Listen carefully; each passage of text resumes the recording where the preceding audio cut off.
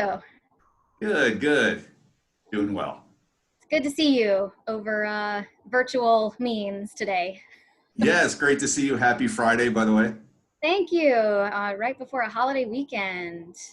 It's a strange holiday, but it's all good. We'll make it work, right? Indeed, indeed. Well, some would argue life is a holiday, and some would argue that recently we've had the most unwanted staycation in our lives, but we still go forward. Onward and upward. I love it.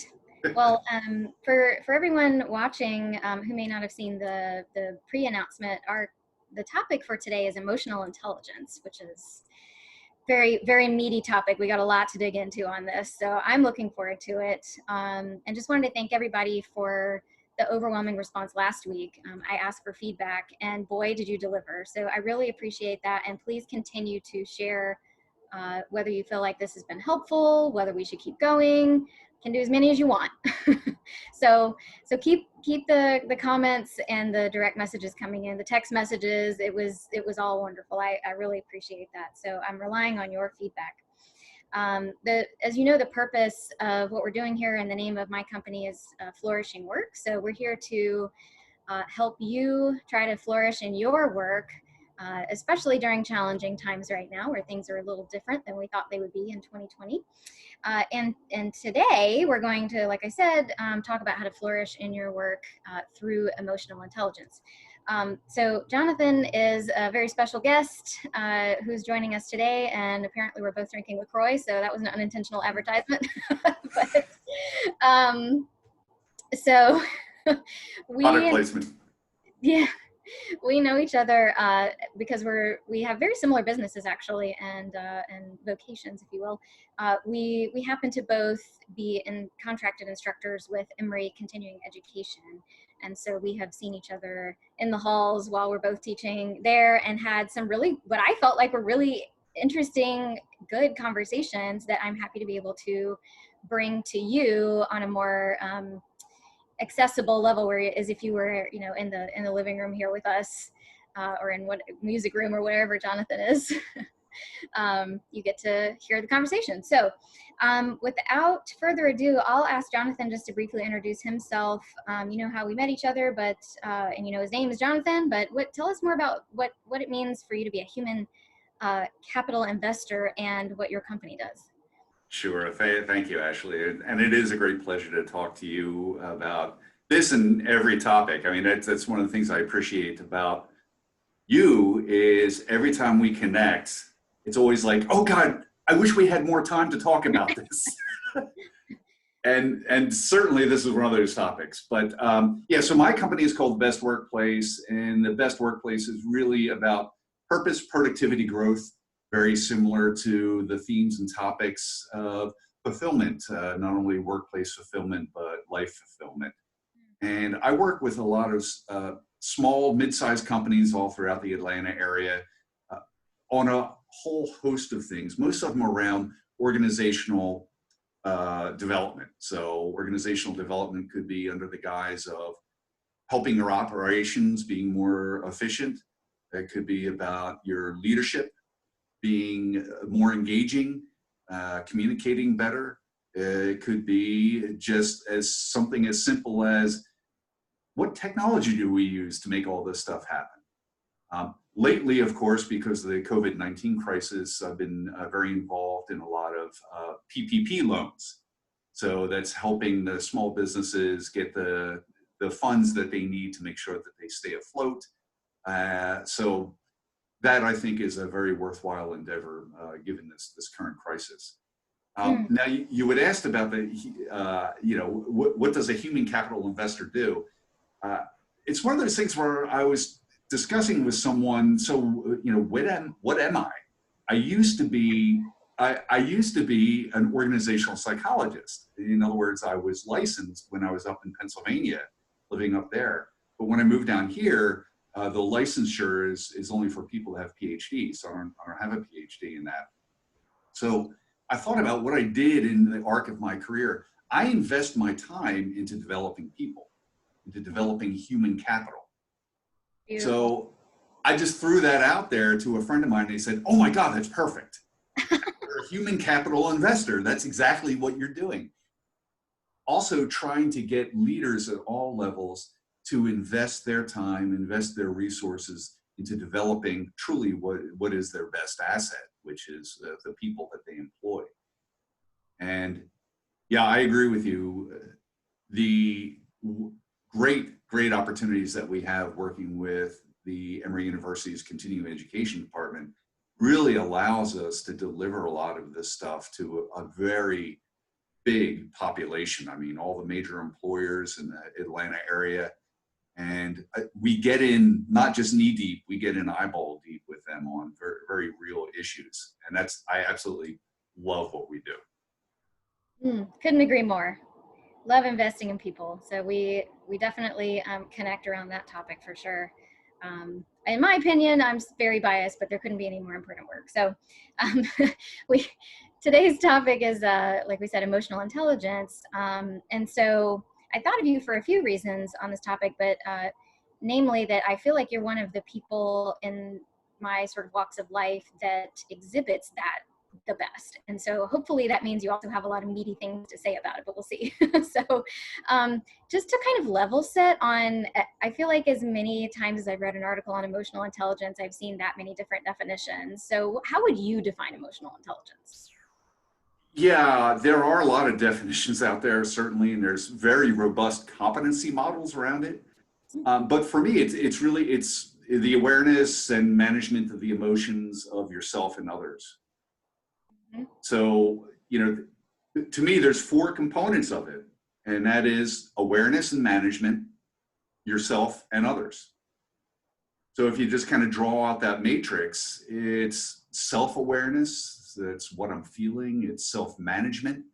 How do I manage these feelings that I have? And then identifying the emotions of others. So that's, sometimes they call that social awareness or situational awareness, and then social management or relationship management. So that I think is about as succinct of a definition as I've come up with. That's great. I love a framework. I went to business school. We always do frameworks for everything. So I love the quadrant. That's really a great visual representation of that in a way that I haven't heard it explained before. So I appreciate that. See, I'm already learning something new, and we got the first question. So let's dig a little bit more into that self-awareness piece that you were talking about. So I know there are a lot of different assessments. There are, personality assessments that, you and I have both dug into, whether it's DISC or Myers-Briggs or others.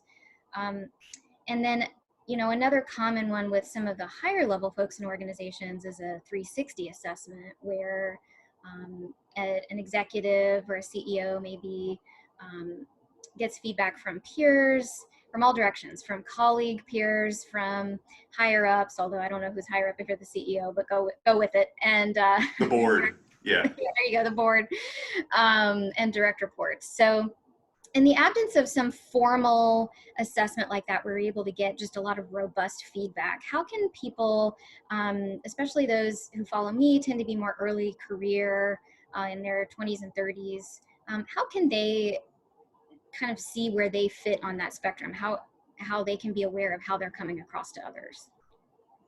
Yeah, well, I think you actually alluded to the number one tactic, and that's just directly asking people, how did I come off?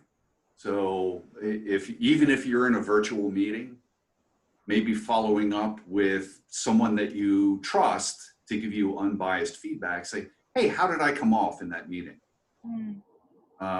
And one of the ways that I like to context it is saying, well, if there's one thing I could have done differently, what would that be? Oh, that's a great nugget. Because it narrows it down, it reduces the pressure. Because, a lot of times when people say like, oh, how did I do? We're very inclined to say, great. And, right. And it's just like nothing to fix here. So I like to say, well, look, if there's one thing I could improve, well, the way that and so that really helps me. And it's something that I stole from my father. I mean, a lot of things I'm going to mention, I just blatantly stole from my father.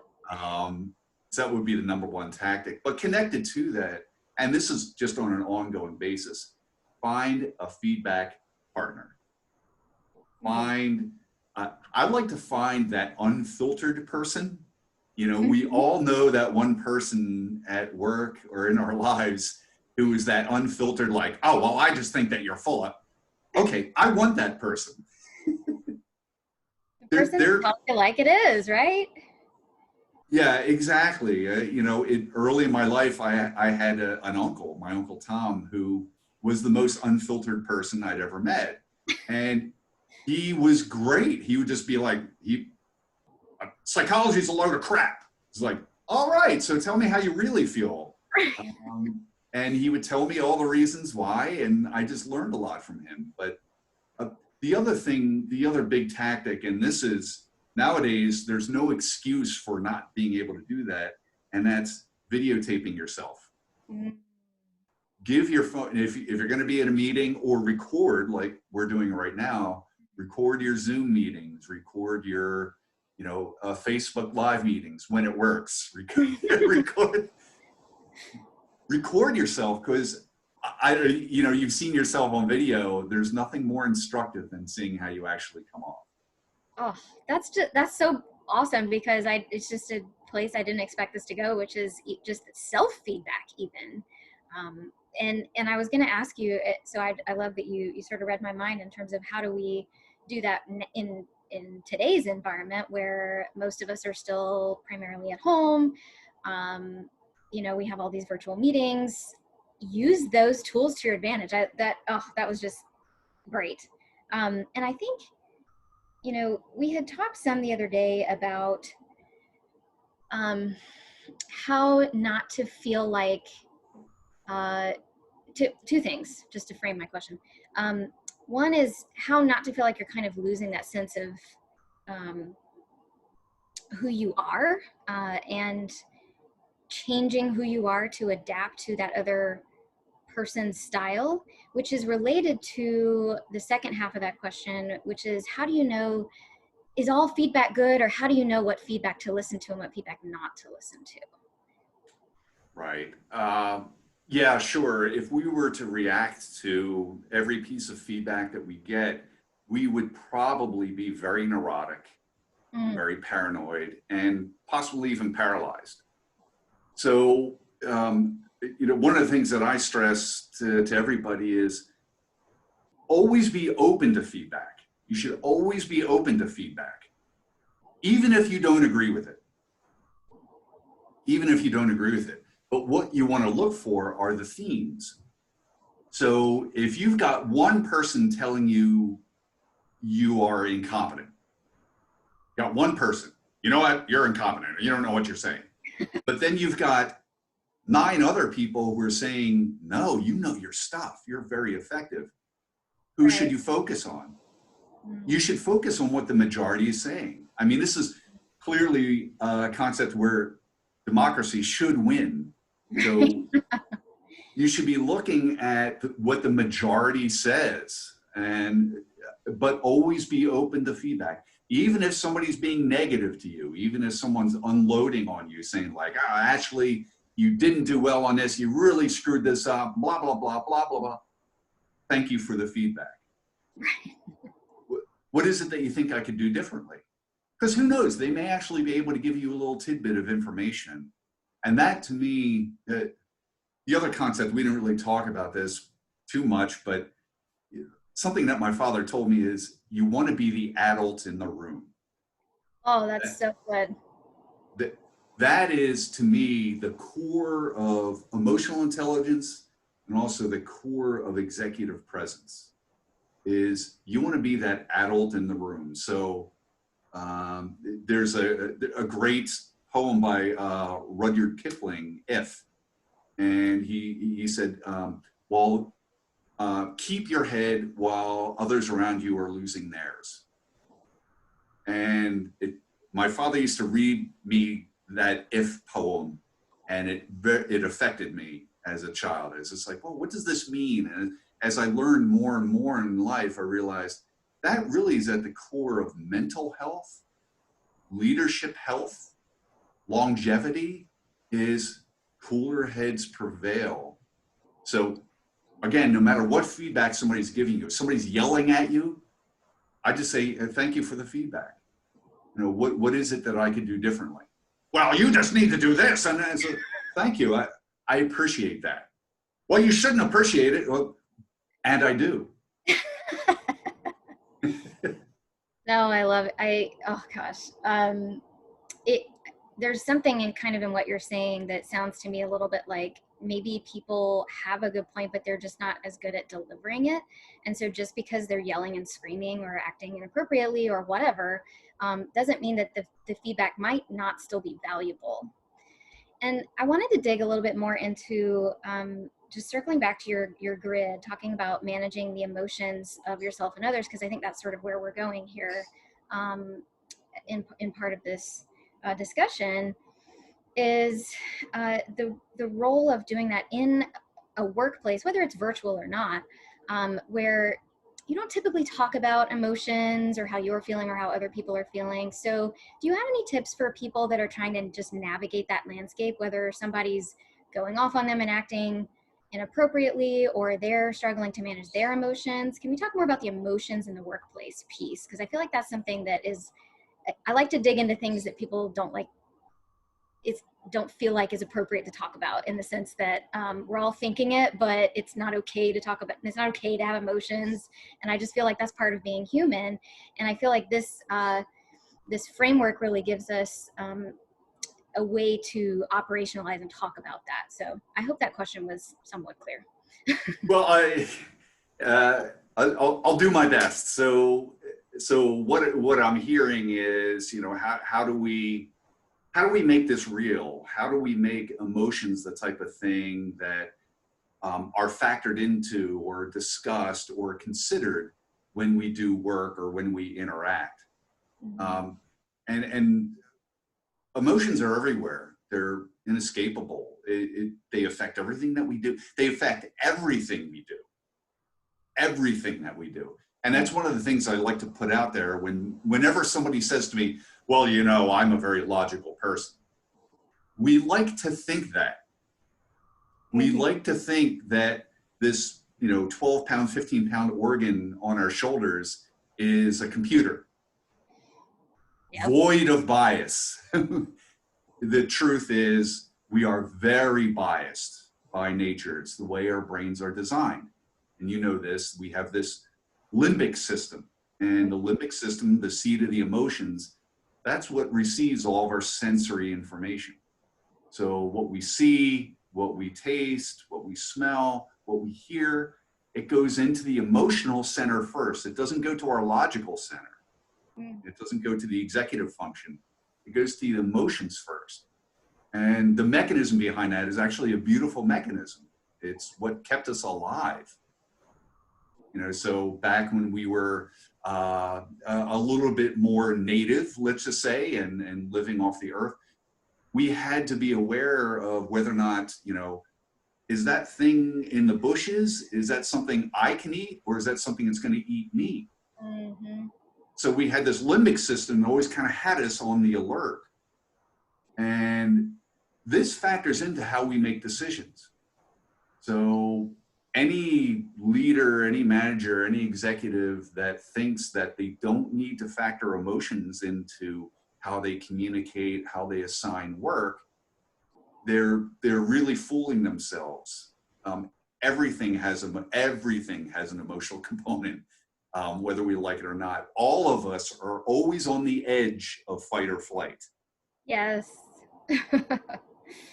Oh, I love what you said about, and this is why I wanted to talk about this, because you can't get rid of it. It is human to have emotions, and that just because we don't make decisions by emotions or talk about emotions a lot in the workplace doesn't mean they aren't still there. They're affecting everything, just like I love how you put it, and really just drove the point home with leaders that don't think or think that they can operate without that emotional space. You can't. You're not. You would have to not be human. So good luck with that. Yeah, indeed. And this is, I mean, it's, so real right now because of the crisis that we're going through. And, lest we think like, well, people are logical and rational. Okay, then why did we hoard toilet paper? Exactly. I mean, really? I mean, are we still Exactly. suffering under this delusion that we're like Spock on Star Trek? I mean, it's just not how things work. And especially in the times of crisis, the cortisol is raised, the blood actually drains from the executive function. We stop being logical, and we default to, there's this beautiful mechanism called the reticular activation system in our brain. So we're just going back to, it's like automatic. And automatic is, when we were children, basically. And those oftentimes are not constructive behaviors. That's doing things like name calling, red, blue, black, white, liberal, conservative. So under times of stress, we end up like pointing fingers, and we all know how that goes. Yeah, this is just so important to understand. And I think one of the things I was going to ask you was to kind of put your consultant hat on, and recommend, or maybe not even recommend, but just talk to people about why it's important to care about this topic and how it would make their work better, their work product better, their workplace better, leading people better. How would you say that being more aware of this, and I think this is kind of what we're talking about in the sense, especially right now, we're in a time of crisis, whether you've processed that or not, you will. We're in a time of crisis. How can people use this concept of emotional intelligence to better flourish in their work? Yeah, well, let me, I'll tell you a little bit of my background and my story. And early in my life, I wanted to be like my father. And, my dad was a very kind of macho, command and control kind of guy, ex-Army officer. And he always came across as very self-confident, very self-assured. And in the parlance of DISC, those of us who've taken the DISC, he was a high D. He was very dominant. But there was also a very sensitive side to my dad. He loved animals. He's very compassionate. And he showed this sensitivity a lot. I mean, he would cry during emotional things, and he wasn't afraid to do that in front of me. And when I asked him about this, he said, well, I learned early on, you have to be aware of this internal dialogue that you have going on, that you need to tune into this internal dialogue and their feelings that you have, and you need to be aware of these feelings. So this is from a big macho guy, right? Very much like stoic, what's your plan, son? He's talking about the emotional world. What's going on here? And he said, you have to be able to manage your emotions, and you have to be able to manage the emotions of the people that you lead if you want to lead them effectively. And so one of the first things that he said to me is like, you build confidence by understanding your weakness. You build confidence by listening to that internal dialogue and being able to manage that internal dialogue. That's the first thing you need. Like, we all have doubts. We all have doubts. You've heard of the imposter syndrome? Oh, yes. Everybody has the imposter syndrome, except for sociopaths. So if you're a sociopath, that internal dialogue doesn't really exist in the same way that you and I think of that internal dialogue.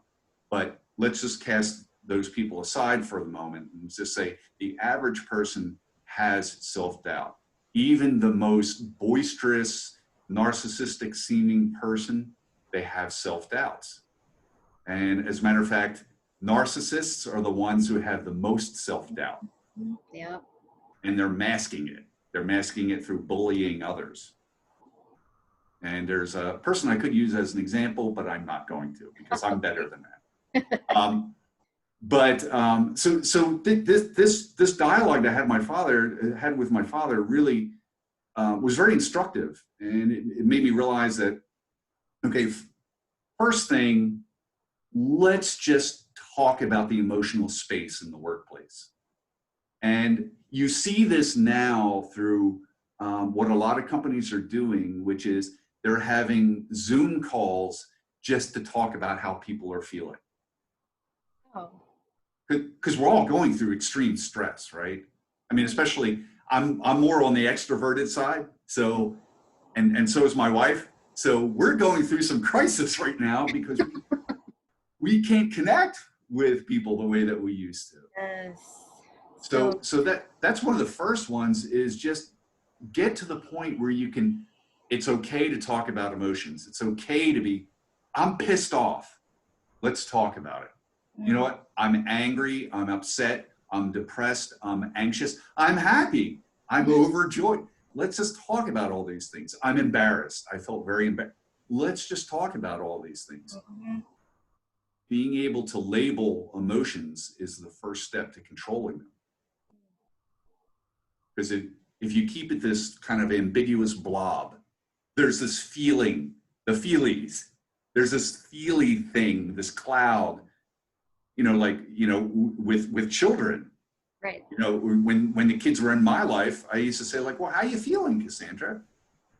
And Cassandra would be like, well, I'm just frustrated, I'm angry. And I noticed once she started identifying what it was, she could then control it a little bit better and say, like, well, what do you do with that?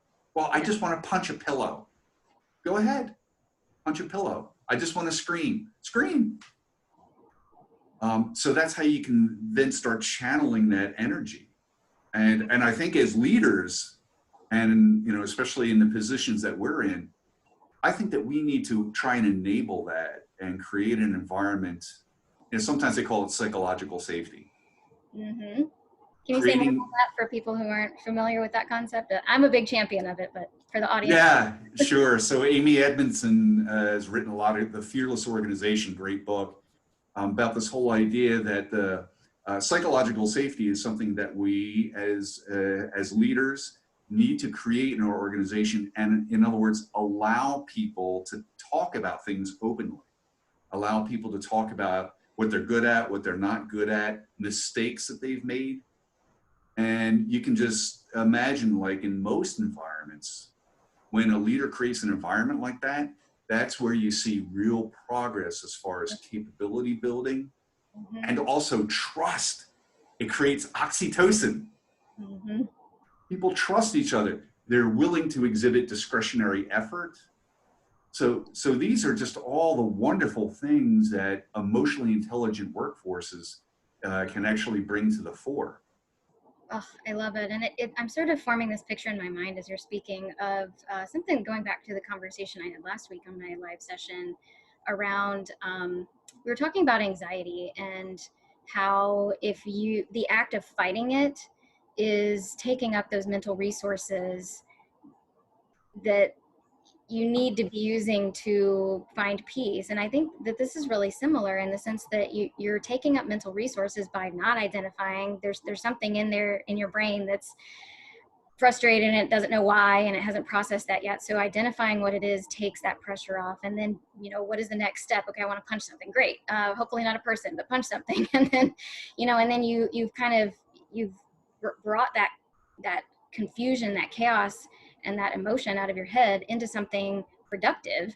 And from a workplace perspective, if you're spending all those mental resources on the things that, emotions and so forth that are unprocessed, you're taking that capacity out of your ability to do work. You only have so much mental capacity.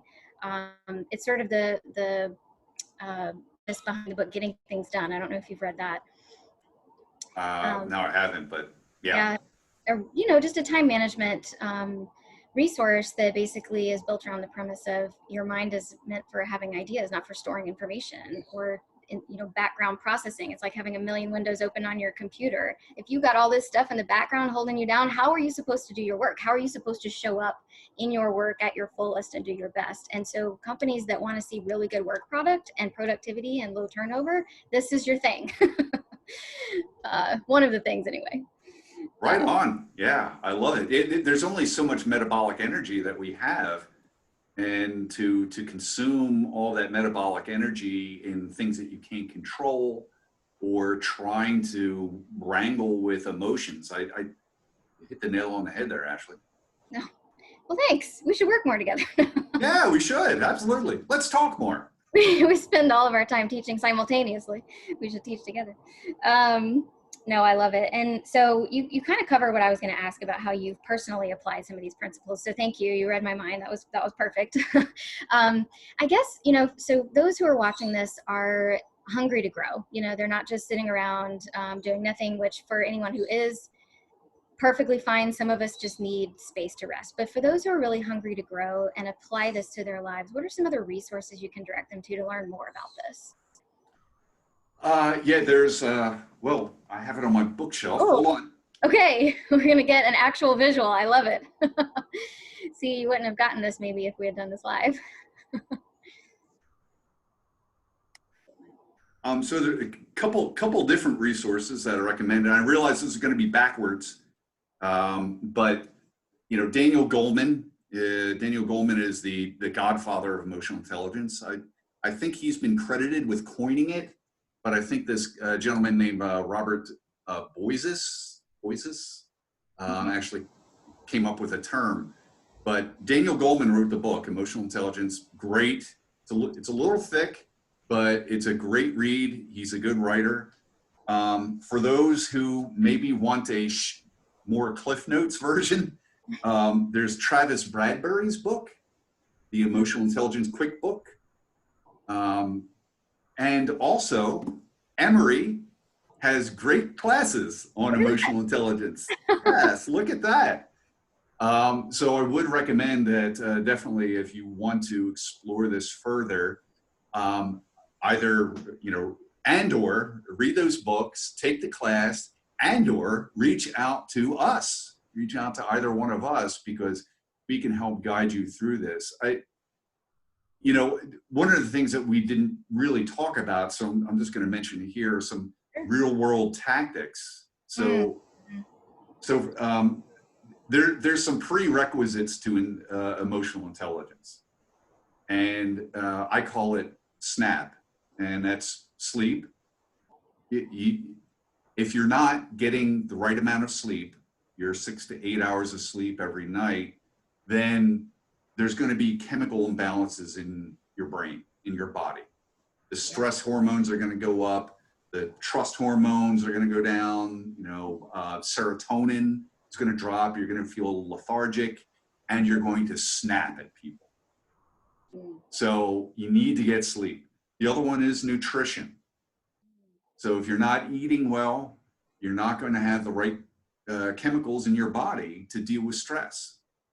And activity is the A in SNAP. So you need to, we were just talking about this before the call. You need to remain active. You need to oxygenate your body.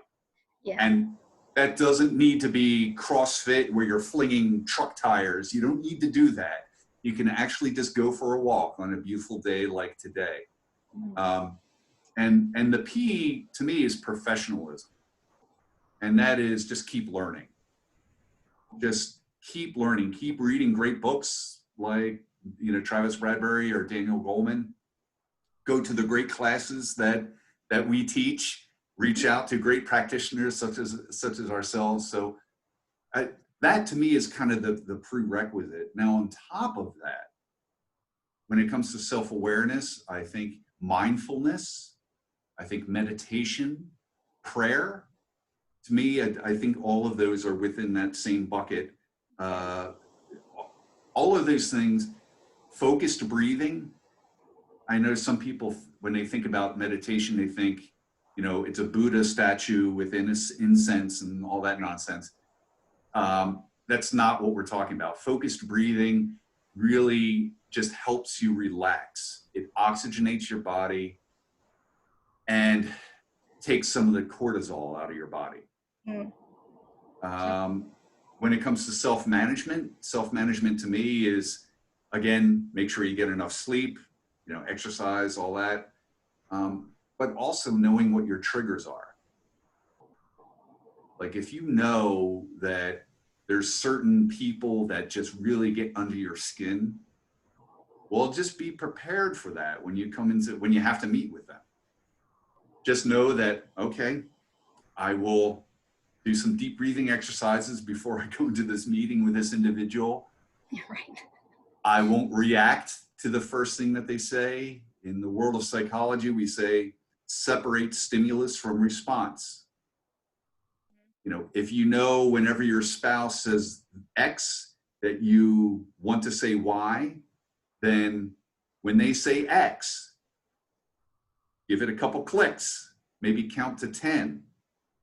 You know, because all of us, any of us have been married, have given the greatest speech we've ever regretted.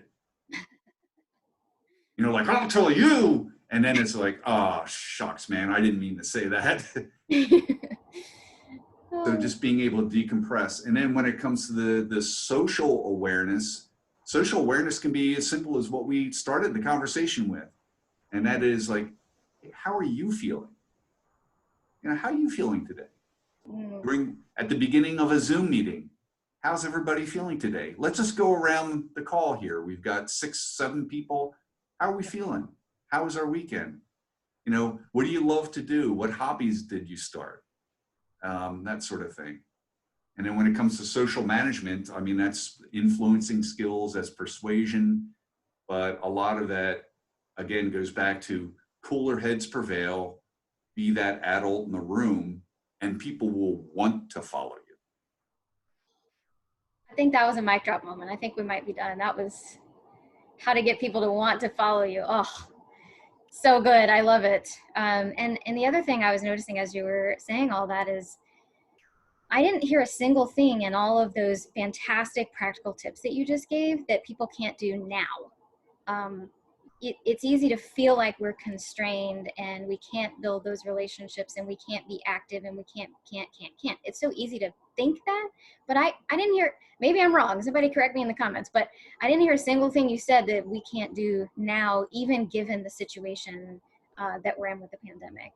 So all of that can be done either virtually, prayer, meditation, mindfulness, all of those things you mentioned. Those are all things, reading books, and that's the other thing I love about just our field is how collaborative it is. You know, people can come to you, they can come to me, they can go to Emory and find us teaching there, find other people teaching there.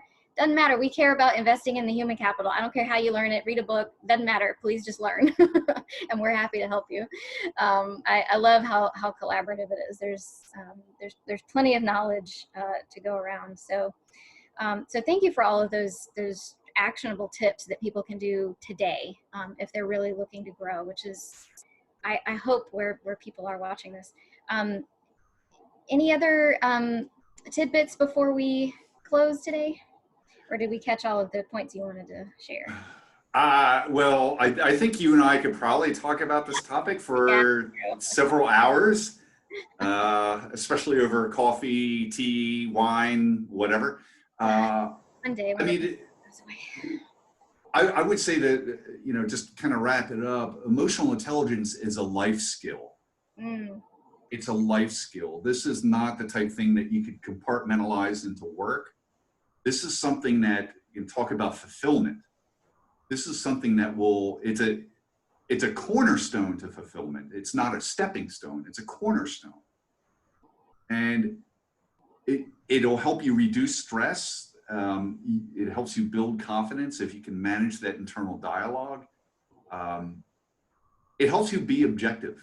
That's one of the things I forgot to mention as I was going through the organizational impacts.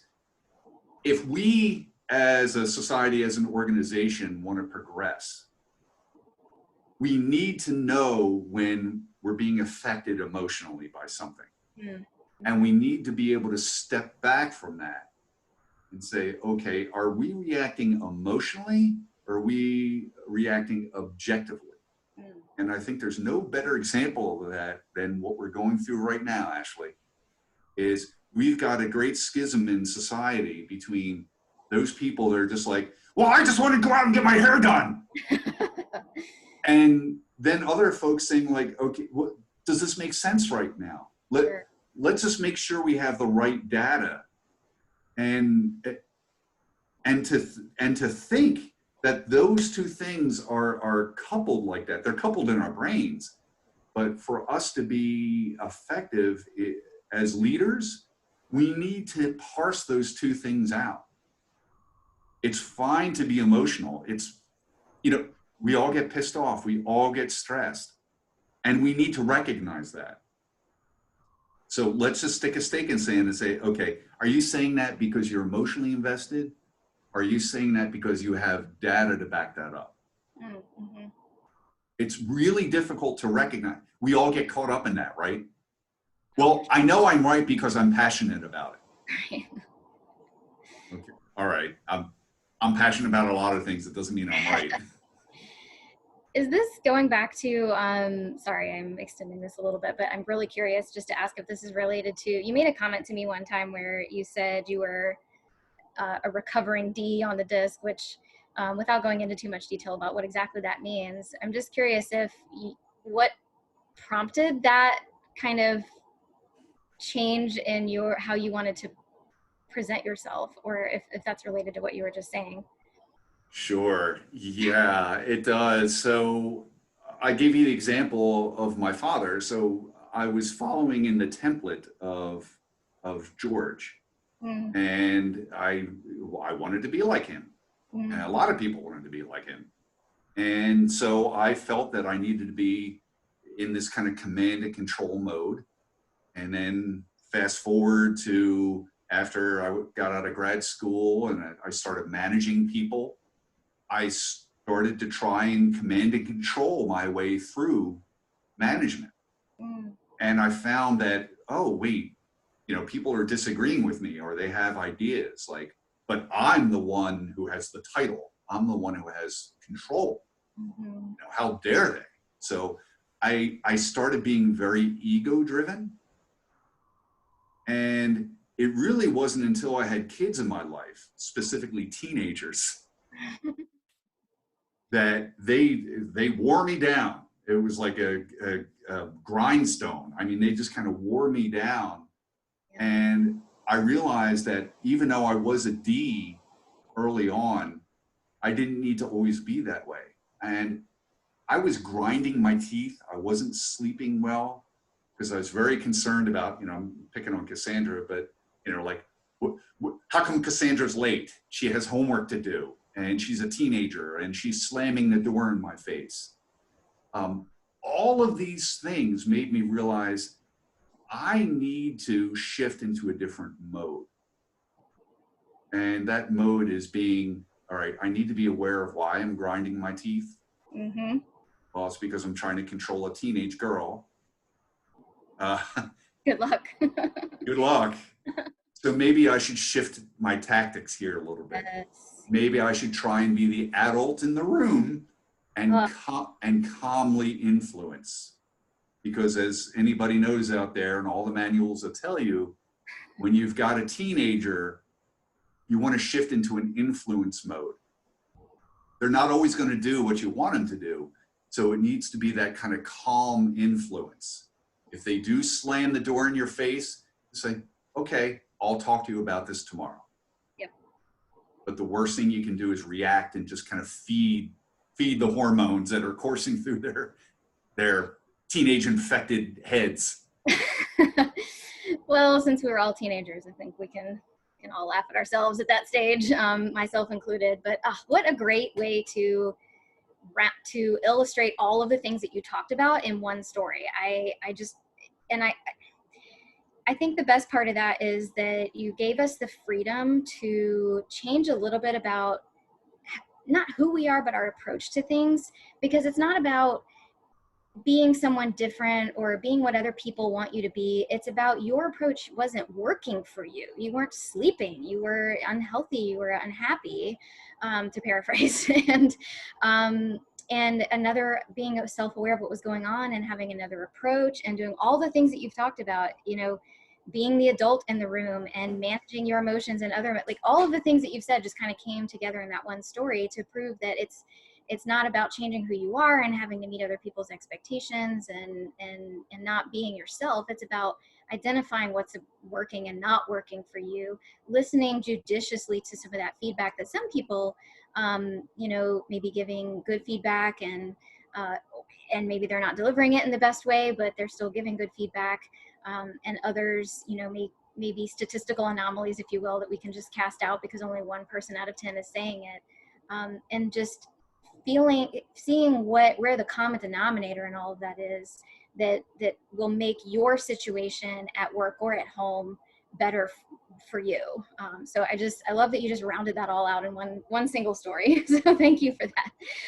Yeah, it's because of the host's capabilities. Oh, okay. Thank you. You were able to draw that out of me. Well, I love it, and I know we're wired to be story oriented. So I appreciate you telling us a little story about that too. If people want to learn more about the work that you do, is the best place for them to go your website, which is thebestworkplace.com? Correct. Yeah, thebestworkplace.com. My email, I have 2 very simple versions of my email. It's either Jonathan@thebestworkplace.com or Jonathan Burman at thebestworkplace.com. That's And B-U-R-M-A-N. yes, BUR. Thank you very much. Yeah. You know, you're Jonathan Burman who spells it differently, and I get very confused sometimes. Indeed, indeed. Yeah, and this is, you know, I hope anybody watching this could see this is a topic that both Ashley and I are very, very passionate about. And we're happy to help you become the adult in the room, be the executive, be the leader that you want to be, and really shepherd your people through these difficult times. The best way you can do that is through exhibiting emotional intelligence. Well said. And on that note, I think I've lined up my guest for next week. Also someone who is in the same field, focuses more on coaching, to talk more about how to gain clarity and flourish in your work through more clarity. So it's a very good next, you know, segue to what we talked about today. But again, I'm relying on your feedback. If you found today helpful, give me feedback, tell me why, tell me what you want to see more of, tell me that you want to see more, and we'll continue. It's up to you guys, and really appreciate, Jonathan, have your time and powering through all of the technical difficulties to still get this message out to people. We will find a way, and we did, and I so appreciate your time. All right. Well, thank you, everybody, and thank you very much, Ashley, for pulling this together. Cheers, y'all.